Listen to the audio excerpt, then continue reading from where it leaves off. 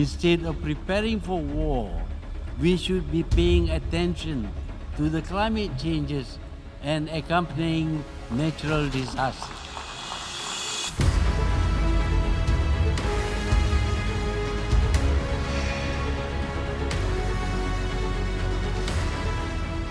Climate change is the ultimate global commons challenge.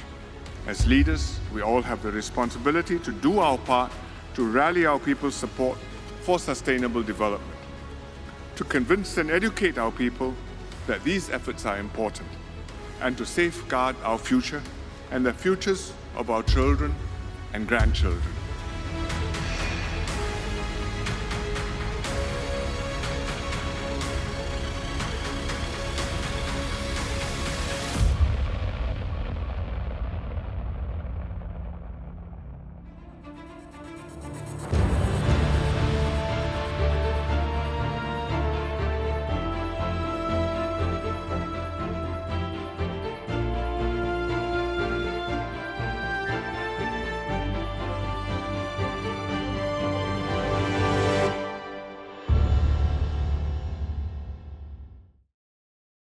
Well, good morning, ladies and gentlemen. Thank you for joining us today on behalf of CNA and the NUS Lee Kuan Yew School of Public Policy's Festival of Ideas. Welcome to a CNA Insight Special, a panel discussion about Asia's response to climate change.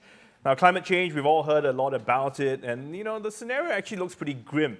A recent report released by the United Nations shows that global warming has caused damage to the Earth at a pace many of us had not anticipated. In fact, today, the tipping point has already been reached. The past 5 years have been the warmest of any 5-year period on record. The Antarctic ice sheet is also melting much faster. From 1979 to 2017, there's been a 6-fold increase. And sea levels, too, are rising at an accelerated rate year on year. In Asia, China, India, Japan are among the top 10 countries that have the largest carbon footprints, but as the region races ahead to the new industrial and economic powerhouse of the future, will economic considerations be a major obstacle in their adoption of climate change? And what has been their response so far to this looming catastrophe? Well, today I'm joined by my esteemed panel. We have Professor Vinod Thomas. He's visiting professor at the Lee Kuan Yew School of Public Policy. Abbas Jah is Practice Manager, Urban Development and Disaster Risk Management at the World Bank Group. On my left here, Nazia Fuad, Chief of Peatland Restoration Agency at the Republic of Indonesia, and Leong Cheng, Associate Professor at the Lee Kuan Yew School of Public Policy. So thank you for joining us. I'm going to jump right into it, Nazia, and get off with you. Is the Earth really getting warmer? How big is this problem? Is it something real, or are we just imagining it? It's very real, Steve. I'm afraid to say that not only is getting the hottest 5 years, but this year is also remarkably hot. 3 months in this year, which is June, July, and September, were the hottest month ever recorded. June and September was the hottest among all June and September, and July is the hottest month of all months have ever recorded. The temperature was very high, like in California, it reached 46.7 in Death Valley, which is the hottest place on Earth. But interestingly, this year, southern France also get 46.9 degree, southern France. And if you have an airport with 46 degrees Celsius, no jet will fly, I mean the smaller jet, because the air is too thin. Wow. Not enough, they don't feel there's not enough air coming to the jet engine to take the plane off. So yes, it's very real, and I believe it's a lot of it's the human induced climate change. That sounds indeed scary. I mean, can you imagine living in that kind of temperature on a daily basis? Vinod, so how bad is this problem of climate change? And what about rising water levels? Water levels, which are the lifeblood of people who live in the coastal areas, they have been rising, but rising at an accelerating speed. And in this region, in this sub-region, the IMF came up with a report recently saying that Southeast Asia, arguably facing one of the greatest threats on climate change, is also surprisingly one of the least prepared when you think of it not having, for example, Singapore, some of the worst effects in the past, and so it's just less prepared, and the mindsets haven't changed yet to really grab this reality. Right. So it is like when we say 1 degree higher, well, is that high or low? Well, just imagine our body, human body, if your temperature goes up by that, it's a difference between staying at home and going to the emergency Right. room. We are in the emergency room. And as a result of that, we'll probably have more air conditioning, which again makes it even worse. So it's a vicious cycle. Abbas, what do you say to that? I mean, is it really that bad? And are people actually the cause of it? Oh, absolutely. There's no doubt about that. I mean, to build on what Nazir and Vinod mentioned, I want to also highlight the fact of urbanization and cities, which is that cities cause 70%, well, cities consume 70% of energy in the world and are responsible for 2/3 of global carbon emissions. Now, Asia, as you know, is urbanizing very, very rapidly. So just the urban population today in Asia is 1.2 billion people. Of that, 500 million, that's 500 million people live on in coastal regions. So in the future, 4 out of 5 people who are going to be affected by sea level rise live in Asia. So all the cities, these historic cities, Shanghai, Ho Chi Minh City, Hanoi, Mumbai, these are going to be affected. And most of the population live below 5 meters above sea level rise. So, it's a challenge, but it's also an opportunity. So Ching, your take on this? I mean, how worried should we be? How concerned should we be? Yeah, that's the paradox, right? That we do know that people who live on the coast, they do know that this is happening. So you will see in northern Jakarta, the villages there have built kind of embankments and dikes, and their village is actually 2 men high. I mean, the dike is 2 men high. They're this much below the sea, and this is the sea, and the dike is here, so they can see how much their villages have been sinking. The paradox is they're still living there. And so this is the thing about climate change. If a lot of it is caused by human behavior, that's the good news and the bad news. I mean, it's bad news because it's really hard to change behavior. But that's also the good news, Steve, because we can change. It's not as if this entire problem is outside our control. It's not as if some large meteor is heading towards us and there's nothing we can do about it. If we are in the emergency room, there are things we can do about it. Changing our behavior, changing our buying sort of consumer behavior, as well as you say, lobbying for changes in laws and regulations that can constrain the actions of private companies. But you say if we are in the emergency room. The thing is, we're not quite in the emergency room yet. Do we have to wait till we get to the emergency room before we react?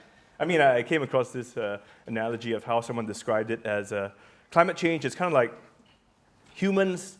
Are they any smarter than a frog in a pot? Because if you put a frog in a pot and you start turning up the heat and start boiling the water, the frog doesn't jump out. Mm-hmm. He stays in there, he thinks, ooh, nice and cozy, and then he gets cooked to death. So are we in that nice warm bath thinking, okay, it's getting a bit warmer, but suddenly we wake up and go, now I need the emergency room. And will that be too late? Well, I think now the consensus is pretty much now we are in the emergency room and all of us are sort of getting ready. Well, if you look at the IPCC reports, the Intergovernmental Panel on Climate Change, which is the gold standard for sort of scientific consensus on climate change, if you look at their past reports, every single one, they were actually conservative. The actual warming is much more than what they had predicted. Mm-hmm. So I don't think there's any doubt that we are, if not in the emergency room, getting there. Well, again, it's a bit hard to say because you guys are a biased group, because you're here, because you are well aware of the issue and experts in the area. But if I go out on the street and I ask someone, I don't think they'll feel exactly the same way. They may say, I don't see it, I don't feel it. Why should I worry about it, right? Right. But indeed, today, I think nowadays, the human impact, the PSI we see in the air, we can actually feel it's getting warmer. The droughts that we have experienced, the extreme weather events, I think we can feel it now. So on a human scale, no longer in an abstract weather report scale. And that, to me, holds great promise for public policy making, because the public opinion and the galvanization of these collective actions will then prove powerful enough to motivate governments to react. Okay, we need to take off for a short break, but there's lots that are going to be brewing there. Should the government step in? Who should play the role in taking the lead against climate change? We'll come to all of that, but we're going to take off for a short break and we'll be right back.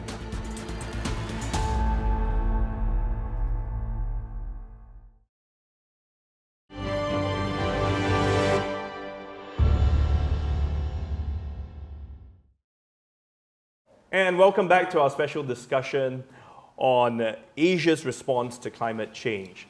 I'm going to jump right back into our questions. We're talking a bit about how many things have changed and how human beings tend to be the real factor in whether things improve or not. But who is responsible for the current state of affairs? And is the developed world or the developing world, would you say, do any of them have more a role to play than the other? Is it fair to look at it that way? Every country, every huge corporations, they have the role to play, and I think the question is how to get that coordinated actions, coordinated policy, that it doesn't make into a game of, oh, I am doing more than the others, why should I do more than the others? Right. So we need to get leaders, we need to get professional citizens to also voicing out that they have the real problems and they're doing something and they need the collective actions together. But I guess the challenge is that very often to, focus on such efforts for the environment comes at a cost. And they'll say, but I have a business to run, I have a country to run, I need to make money. So if I have to choose, which do I choose? And very often, I think we know which way most would choose, right? Right.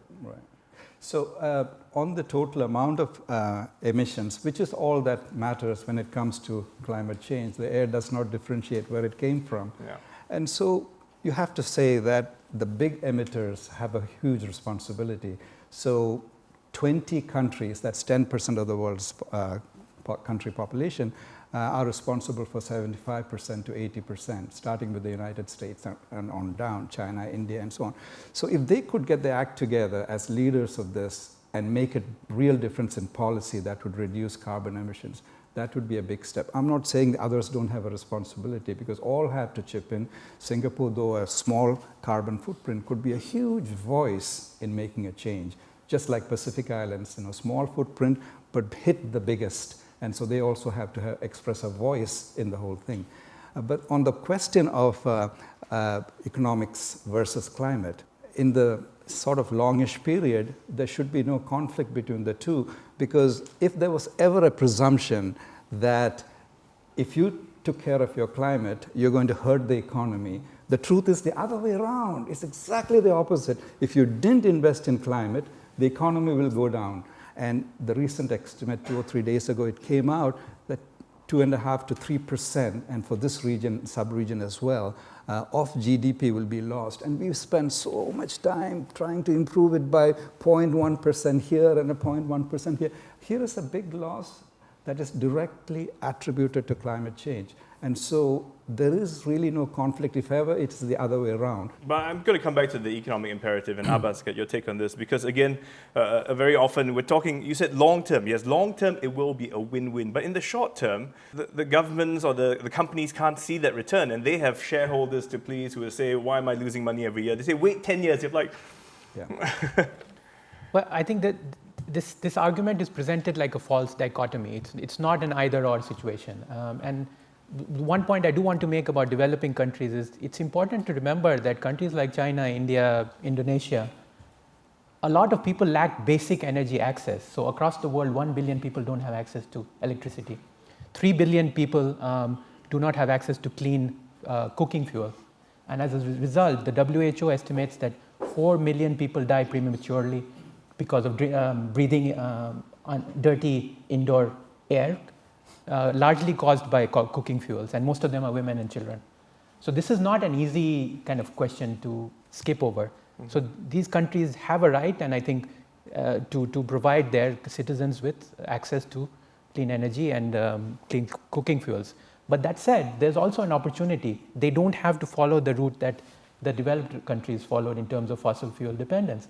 And we're seeing that already. I mean, I think the progress China has made in terms of solar or wind energy is just astonishing. India is doing the same on solar. I mean, now you can get solar power in India for about 4 cents a kilowatt hour. That's way cheaper than natural gas or coal. So I think the market itself is sending you the signal that it is not really a either or trade-off. Do people understand that, Ching? Do the people who make these decisions appreciate that? Yeah, so I very much like to pick up the point about the $3 billion still using cook stoves, right? Actually, so on the one hand, you talked about regulation constraining private companies. The other, of course, is a huge number of private citizens, right? And why don't people switch from using cook stoves to the, improved cook stoves? And just out of 3 billion, if only 100 million made this switch, the emissions will go down by 17%, 15%. And that benefits not only the health, which you pointed out, also reduces greenhouse gases overall, and also improves the forestry and the rest of the trees which have been cut down to feed these cook stoves. So I would very much agree with the idea that fixing the environment, in fact, fixes everything else. I'd like to add one thing that on the economics, I think the green investment, so this financial community, have a very big role to play. Yes, corporate players, they need to make profit, but if the pressure from the financial community turn into green business more than just business as usual business, incentive for the financial community, the economics will turn. And that includes also, of course, government that makes policy, monetary, financial policy in the country. So the problem is that's really a chicken and egg, right? A bit of like, who goes first? You show me is making sense, I can make money from it. Someone else does it first, then I'll jump on the bandwagon and join you. But I don't want to be the first one, right? So should the governments play a role there? And again, which are the countries? At this time, I want to invite you as well to come and raise your questions if you have for any of our panelists. Does anyone have a question? Please just step up to the microphone and we'll take a question. Just tell us where you're from, please, sir. Hi, my name is Henry. I work in the real estate industry. I just want to challenge the panel a bit. Why should climate change be the top priority in Asia? Just now you alluded a bit because poverty-related deaths like malnutrition, vitamin A deficiency, iron deficiency, zinc deficiency, these are all poverty-related deaths and they trump climate-related death. If you look at climate-related death over the last 100 years, it has plummeted. So if we add up all the poverty-related deaths, they are 60 times higher than climate-related deaths. May I just say that I agree with the big poverty reduction impact of the growth that this region in particular has enjoyed over the past 30, 40 years. It's the fastest reduction ever. That said, the past is not always the only guide to the future. Things do go different ways. And at the moment, if you look at the big cities in the region, I'm just coming from Delhi, you cannot step out of your house, literally, and if you're elderly and if you're a child, it will be hard to say that your poverty has been reduced, but you will end up in the hospital for respiratory illness. Now, and some collection of that type of data added and projected into the coming years does show that this could be a game changer. And so, just going back to Abbas in one word, do they have to be conflictive going forward?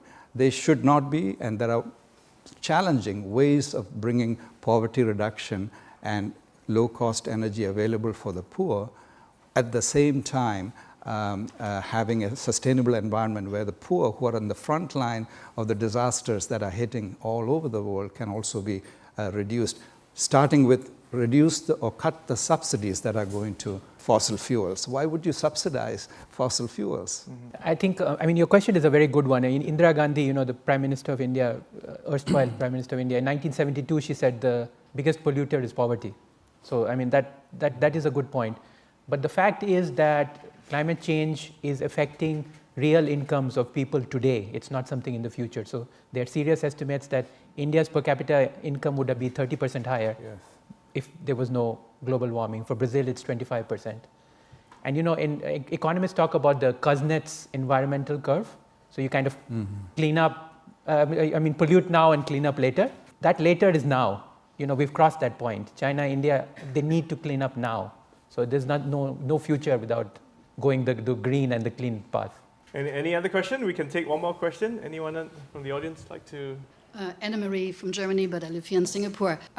We're hearing the facts. 85% of fossil fuel pollution is being caused by the G20 countries, among them 44 Asian countries. We still see an investment by China in a lot of sustainable energy, but it's still less than 10%. At the same time, China is financing and building about 250 new coal-powered fire stations in Asia as well as in Africa. Is there an end to it? Question mark. Your point is a very good one, which is that it's kind of paradoxical that yes, China is doing such tremendous work on solar and wind. Mm-hmm. And actually there was a dip in the growth of coal in China until 2 years ago, and then it has picked up again. And as of today, there are 148 coal power plants under construction in China, 148 gigawatts, sorry. And that is equivalent to the entire EU coal capacity. So what is under construction now in China is equivalent to all the coal power plants in Europe. And remember, these plants are going to last for 40, 50 years. So that is not a good thing at all. But that said, there's one statistic to take into account, which is that the utilization rates of these coal power plants in China is just about 50%. So they are operative only in 2 days, they're only operating 1 day. We need to take off another short break, but we'll be right back where we want to look more at how Asia is responding to this climate change crisis. We'll see you in a short while.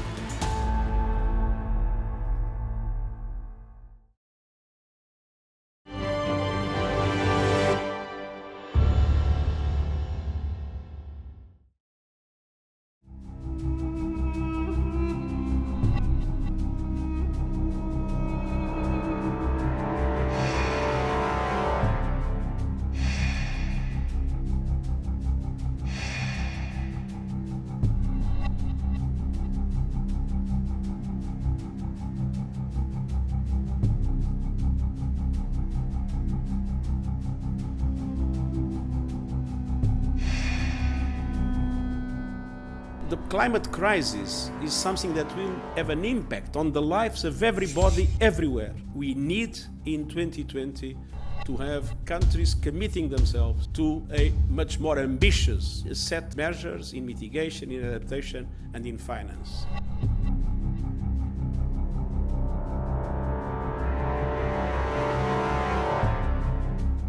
The U.S.'s official notification of its withdrawal from the Paris Climate Agreement had been announced and therefore was expected. Our determination to move forward on the implementation of the Paris Agreement remains unchanged.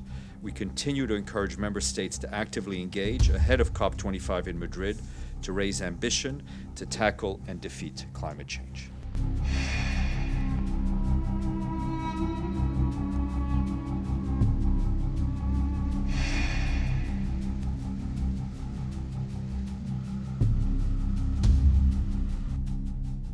And welcome back to this special discussion on climate change in Asia. Gentlemen and lady, I'm going to start by talking a bit about the Paris Accord because we want to talk about how Asia has been responding. Now, we know that came forward in 2015, an agreement among many countries. But since then, global carbon emissions has increased by 1.7% in 2017, a further 2.7% in 2018. So to what extent has this Paris Accord been successful? Abbas? So, Stephen, I think there's no doubt that the Paris Accord was a landmark achievement. For the first time in the history of humankind, 200 countries came together and acknowledged that we are all in it together. And what was really interesting is the first time in the COP process, the UN COP process, each country came forward with what's called NDCs, what are called nationally determined contributions. So that's like a plan for each country that how they're going to lower their emissions. Mm-hmm. So this is really a big achievement. It had never happened before. In Kyoto, there was this differentiation between developed and developing countries, where the developing countries' approach was, this is a rich country problem, you guys created it, you solve it. Now we realize that we are all in it together. There's no, we all have the same home. So in that sense, the Paris Accord should not be, underestimated. But that said, is it working? Well, it is working, but we need more ambition. That's what I would say, because if you take the concurrent emissions trajectory, the planet is online for something between 2.5 to 4.4 degrees centigrade, and that's not acceptable. The scientific consensus is that the 2-degree mark is where the planet, we don't know exactly what the consequences will be, but they won't be good. And you mentioned sort of some of the bigger, richer countries also ensuring they're part of it, but we know Trump pulled the US out of that agreement. So is that a step back? It is a serious step back, and many states in the United States are doing things well beyond what the national policy is. However, why do we need a Paris Agreement type thing? Because the air is free. And so if you don't mimic some kind of a mechanism where we would say, thou shalt not pollute more than so much country by country, some understanding, the system doesn't work. We can only go so far through voluntary agreements.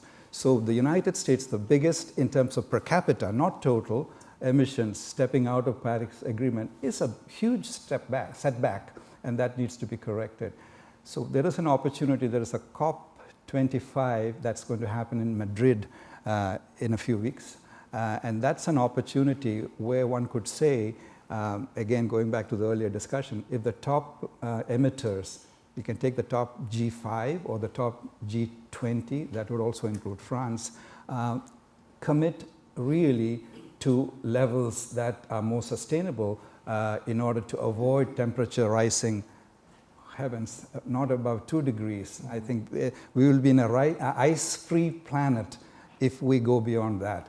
But 1.5 would be good. We are right now almost there. Singapore is almost getting there.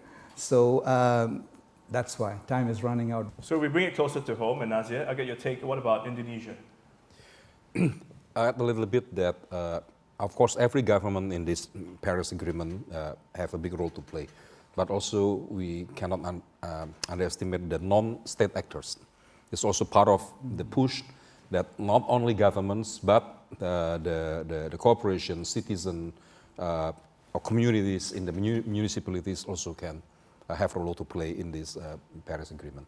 In Indonesia, we have the biggest carbon emission coming from land use sectors, more than half from land use sectors. And many steps have been taken by the government. The recent total ban, so it was a temporary moratorium of opening primary forests and also peatland. Now it becomes a total ban that no longer this primary forest and peatland can be open. Conversions for new plantation crops like palm oil or others. Palm oil is particularly not allowed to have new plantations. What can be done is to only the replanting to make it more productive. So the goals of a higher production can be achieved by having more production per hectare. Mm-hmm. It's the intensification program. And I lead the peatland agencies. We have a lot of wildfires, not in Indonesia, but if we look at the world, there are many places which have worse fires globally. And one thing the government is doing, led by the president, is to re-wet the drain peatland. So in the dry months, like what we have 2019, yes, it wasn't very good. You have less fuel. Of course, ideally to have no more fuel on the ground for fires, but it will take a lot of efforts. To have the less fuels, so less fire hazard is what we are doing also to reducing our greenhouse gas emission. And 3 years in a row, deforestation rate in Indonesia has going down. Right. 3 years in a row. Yeah. But still, it is a big issue and a big challenge for Indonesia. And you know, you're saying you try to reduce the ammunition, but is climate change making your job even more difficult? Because is the land even drier than it used to be? Are you having to use even more to wet it, you know? Unfortunately, you're right, Steve.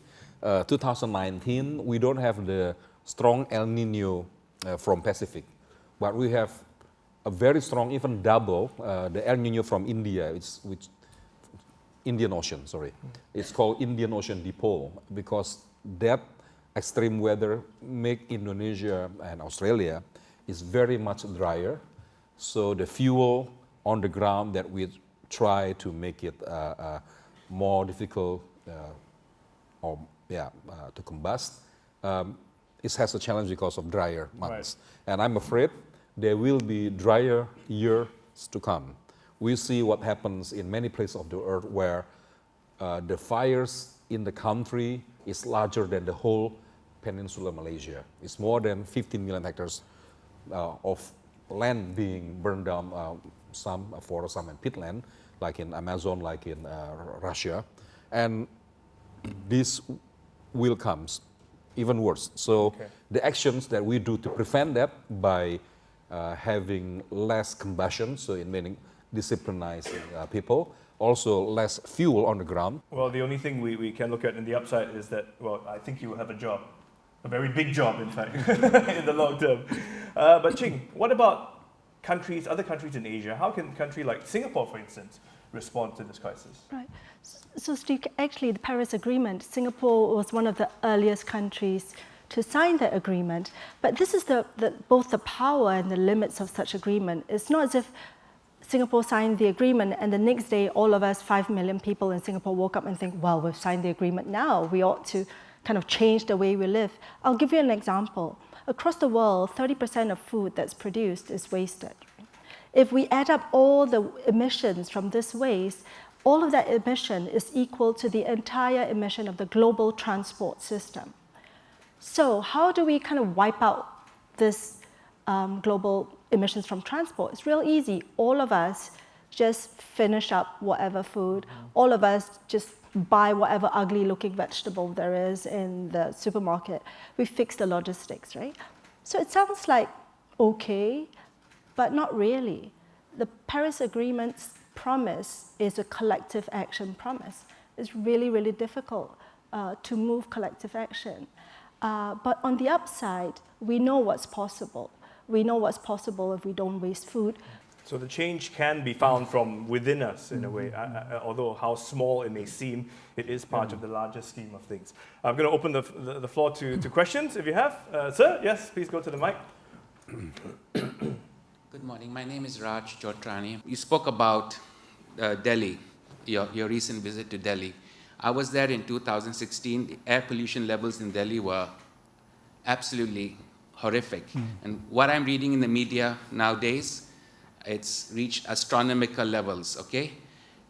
This is not an overnight thing. This is something that could have been probably foreseen, and it's happened, it's grown gradually. But yet, this shows, the fact that it's reached this level shows that this indicates a failure in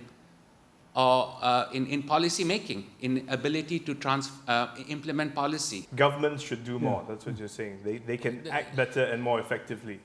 Yeah, but do they have the capability? Do they have Do the they have institutions? the capability? Can they do it? Right. And I got to add, the corruption in many of these countries also.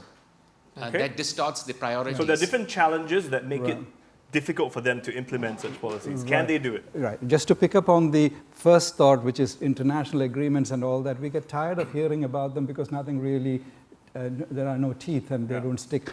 And at the country level, where actions could have been done, there is corruption and poor governance that doesn't really make those things stick as well. So the big challenges, can we find highly motivating things, as the chair said, things that are good for you anyway. For example, we have the problem of too much water and too little water. Wouldn't we be able to bridge the two with catchment and other ways of judicious dams that don't destroy the environment either, that would allow us to have enough water by matching these extremes? Is there any incentive for the governments to act effectively on that? That's what you're asking, I mean. And can they effectively do it, knowing there's so many other obstacles in the way?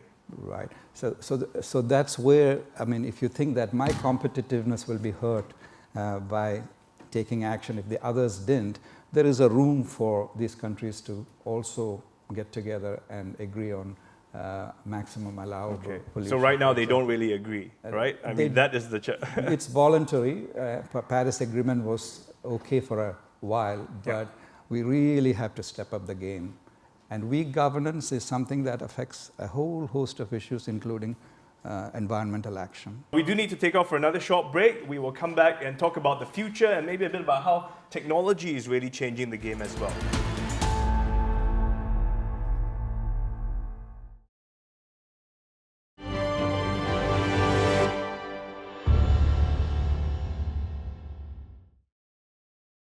Welcome back to the program where we're taking a look at how Asia is responding to this crisis on climate change. I mean, looking ahead to the future, is it too late now? Is it really a picture of doom and gloom? Are we too late in the game to really effect any kind of change? What do you guys think? I mean, can it be reversed? Abbas? Well, it's certainly not too late, but we have a narrow window and which is rapidly closing. But as you mentioned, I think technology gives a lot of hope. There are a lot of exciting things that are happening in the technological space. So batteries, for example, is a good example. All of us have heard of Elon Musk and Tesla. So Elon Musk is all into lithium-ion batteries, which power your cell phone and other things. And actually, the inventors of the lithium-ion battery got the Nobel Prize this year. But that's a 40-year-old technology. So we are overdue for a new set of battery technology. And there's a lot of exciting work, a lot of smart money going into technology for batteries. And the second thing I wanted to highlight, which is something that Ching mentioned, which is beef and meat. So, if coal worries you, cows should terrify you, because 4% of global emissions come from cows, and that's the equivalent of aviation and shipping together. So it's a big problem. Now, there's very interesting, I don't know how many of you have had the Impossible Burger. That's the plant-based, but there are also lab-grown meats. So afraid that I would not be able to enjoy steaks anymore because but it's amazing how they've done that with technology. But Ching, so we'll get your take. Staying on the food chain in that sense, water that I know an area you specialize in. Singapore has always, we know, struggled with water. We never have enough on our own. But technology has allowed us to sort of help fill that void. Yeah, so recycled water. Yeah. We think it's a function of technology, but I must say it's extremely old technology. So 1960s, right? But here's the thing, it's extremely old technology that's still now not widely accepted because of the human visceral reaction in many countries still against drinking recycled water. But it's this technology that has helped Singapore transform its water equation. And of course, it makes sense economically. It's much cheaper to use recycled water than to desalinate. I think increasingly, given the extreme weather events and the low reliability of traditional water sources, we will see this solution being adopted more and more widely in other countries. Another thing from technology that I want to share Indonesia is doing is combining the satellite monitoring from land use changes and the pattern of rainfall in the next 10 days and the existing moisture level on the soil. So you combine these three components, you would able to predict quite accurately the combustion level of that area to be burned. So but we're building that, we're testing that. Although we have that data in every 8 days because of the satellite that we can get is only every 8 days passing Indonesia, but that will allow us to laser focus our efforts on patrol and on preventions of fire and also rewetting. So by this month of the year, we would know, okay, if we don't do anything, it will get drier 2 times. It will raise the fire hazard 4 times, for example. So what we need to do is re-wet this area. We have 10 days window, putting a lot of efforts to make that higher moisture level and so on. So that is also technology and it's used to prevent fires. But will there always be a challenge between technology and human behavior? So technology is trying to react to what people are doing. People will find a way to overcome what technology is trying to prevent them from doing, and it becomes this race, right? I mean, because for the poor farmers, they'll say, well, this technology, is costing me. I want to make sure I can feed my family next week, So is it always a rat race? I mean, right. It's exactly difficult to predict how that would go. But if I may add 2 aspects of the human behavior that could take care of some of this uncertainty. One is if our mindsets would change and we elect people to offices who are champions of more sustainable development, that could make a huge difference. And this is happening, but very slowly. The other thing is the very way, and here I'm an economist, but the very way economists value things is at issue. If you say that countries are going to be ranked top to bottom on the basis of short-term economic growth, surely you can do that by burning forests, setting fire. I mean, the two types of forest fires. One is heavily influenced by climate change and so on. The other is human-made.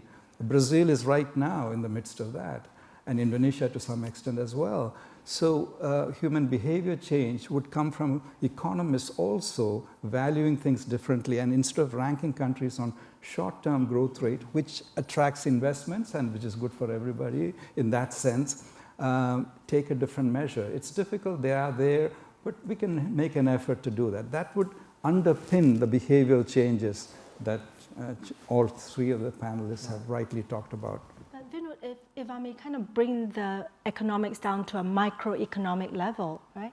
So it's really difficult to use the economic lever, meaning price, to motivate behavioral change on the environmental front, just because the price is so low.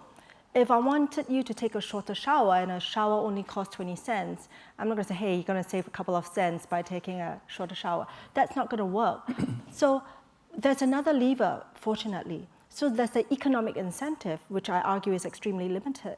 There is also the normative incentive, fortunately, for the environment.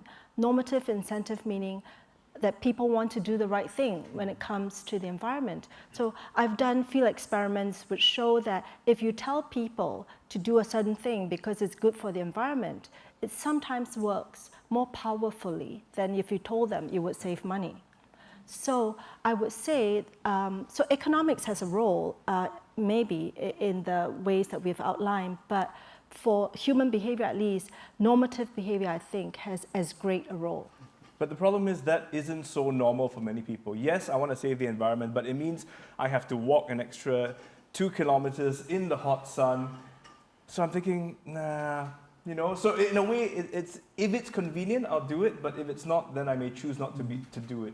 And we don't seem to be at the point yet where a lot of the more sustainable options are on par, if not more, a motivation, more an incentive for me to react that way. Right, you're right. So the trade-off between convenience and comfort and saving the environment may not be apparent. But actually, the great hope is that information and what people know about their own actions, the impact of their own actions, can ameliorate behavior. So if you tell people that it's fine to walk sort of 800 meters, that's a planning parameter for walkable distance, and people have a benchmark, they kind of think, okay, maybe it's okay. Or a lot of people are wasteful about their electricity or water just because they don't know how much they use. So if you increase the salience of their impact and usage, I think that will go a long way.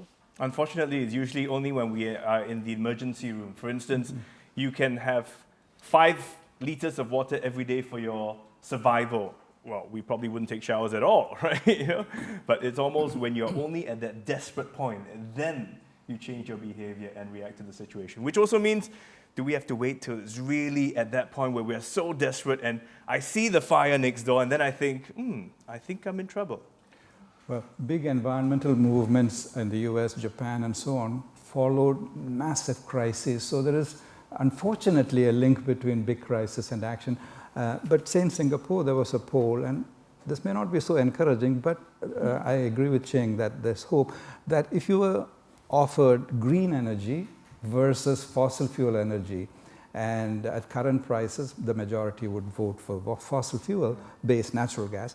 And even if the prices were the same, a good number, 80%, would still go with the tradition because you're used to it. So in other words, the green price needs to be lower. Okay. But this can change, and this must change. But I do want to make a point, which is that individual behaviors do matter. I mean, I'm not trying to kind of discount that, but we're not going to fix the problem of climate change by individual behaviors, you know, like showers or, you know, walking more or eating local. These are all important things. I'm not discounting that. But, you know, really the big challenges are like cement and steel. These industries are hugely carbon intensive. How do you figure out a way to make them low carbon or zero carbon? Transport, how do you decarbonize the whole transport grid? So these are big challenges where, you know, I think technology is going to play a role. Politics is going to play a role. Regulations will play a role. We just need to wrap up the session, but I would like to invite each of you to just, you know, in about 30 seconds, any last words and thoughts you'd like to share with us? One thing I might just say that we've been talking about the whole set of actions, but there are the things that mitigate climate change and things that adapt to climate change, either because it's too late or we have to adapt anyway. And so Singapore is taking a whole lot of measures and is in the cutting edge, I would say, on the adaptation side, promising 100 billion over the next 50, 100 years. And my suggestion would be that that be all spent or heavily spent as early as possible so that the cost of this would be much better utilized. But if we don't mitigate or only adapt, the game is over too. It's like you have a basement flooding and you can keep mopping it up better and better and better. But until you turn off the tap, which is carbon emissions, we'll never catch up. So we need to do both. Abbas. So we have been talking about a lot of gloom and doom, but I do want to end on a positive note, which is that a lot of good things are happening. I mean, China, India, Bangladesh, there's a lot of positive things happening on the climate change front. And I do want to give a shout out to the beautiful city that we are privileged to live in, Singapore, which is that on, for example, urban design, urban planning, Singapore has done a lot of things right. You know, neighborhood, bottom-up design, inclusive design, excellent public transport. So you did design a city not for cars, but for people. Yeah. So yeah, kudos. That's it? Yeah, I like to write on that Singapore has done, I think, a lot of great job in Singapore. Now, if I want to look at the financial institutions, there are a few financial hubs in Asia. One of them is Singapore. Singapore have big power influencing the financial community in Asia by putting the investment on the greenest possible development tracks. Of course, it cannot be all, but making a target of a certain percentage, certain proportion, stepwise approach to a very ambitious target until 2030, I think will change a lot. So what Singapore can do will change how a government in a certain area, certain district, certain city will think about, oh, what kind of power plant I could play. If I have a very attractive, creative financial arrangement offered by certain investors, I will go for the green one rather than on the coal, dirty one. Okay. Ching? So 3 quick ideas. So finish all our food, eat less beef, and set all our air conditioning at 25 degrees Celsius. Doable. Okay, thank you very much. Well, let's thank our panel for coming and sharing with us this morning.